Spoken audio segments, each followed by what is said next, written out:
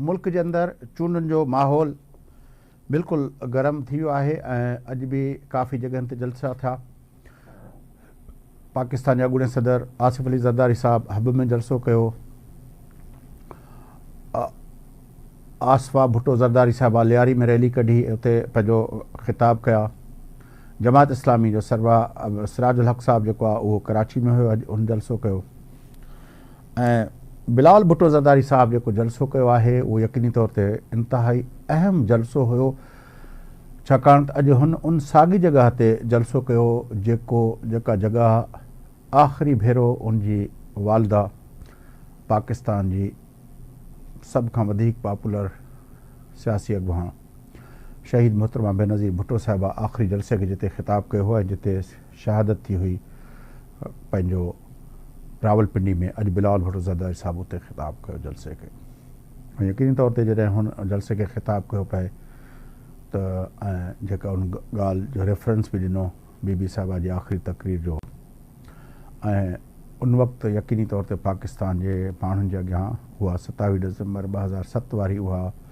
मनहूस घड़ी जेका आहे उहा अखियुनि जे अॻियां ज़रूरु उन्हनि जे दिमाग़ में आई जॾहिं शहीद मोहतरमा बेनज़ीर भुट्टो साहिबा असां खां जुदा थी हुई। उन सां गॾोगॾु अॼु पीटीआई जे पारां, पीटीआई जा जेका ज़ाहिर उहा पार्टी तौर ते ऑपरेट न पई करे पर उनजे हामियुनि जे पारां अॼु कराची में रैली कढण जी कोशिशि कई वई ऐं उनखां अलावा पंजाब जे मुख़्तलिफ़ शहरनि में उन्हनि कोशिशि कई, पर बहरहाल उहा रैलियूं जेके आहिनि उहे कोन कढी निकिरी सघियूं। उनजे मथां जेको आहे क्रैक डाउन कयो वियो, जंहिंखे लफ़्ज़ सही इस्तेमालु कजे। इहे सभु ॻाल्हियूं पंहिंजी जाइ ते, पर जेका अहम ॻाल्हि आहे उहा इहा आहे त पाकिस्तान पीपल्स पार्टी जे चेयरमैन बिलावल भुट्टो ज़रदारी साहब ऐं शहबाज शरीफ़ जे विच में जेका ट्वीट्स जो जेका ॾे वठि पई हले, जंहिंमें बिलावल भुट्टो ज़रदारी साहब मियां नवाज़ शरीफ़ साहब खे चयो हुयो त तव्हां मनाज़िरे लाइ हुन चयो हुयो,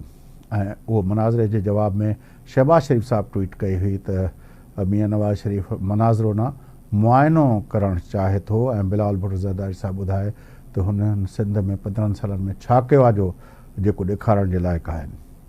जंहिंखां पोइ बिलावल भुट्टो ज़रदारी साहब उन शहबाज शरीफ़ साहब जे ट्वीट खां पोइ जे जवाब में पंहिंजो ट्वीट कयो हुयो ऐं हुनजो चवणु हुयो त मुआइनो ऐं मनाज़िरो ॿई गॾिजी कयूं था, ऐं हुन गंबट खां शुरू कयो त गंबट अचे ऐं उते ॾिसे त उहो जेका अस्पताल आहे ओड़ी अस्पताल पंजाब में किथे न आहे, हुन चैलेंज कयो।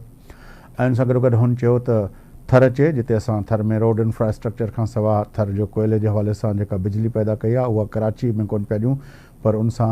फैसलाबाद जूं सनतूं पिया हलायूं, भले उते अची मनाज़िरो करे ऐं मुआइनो करे। ऐं जेकॾहिं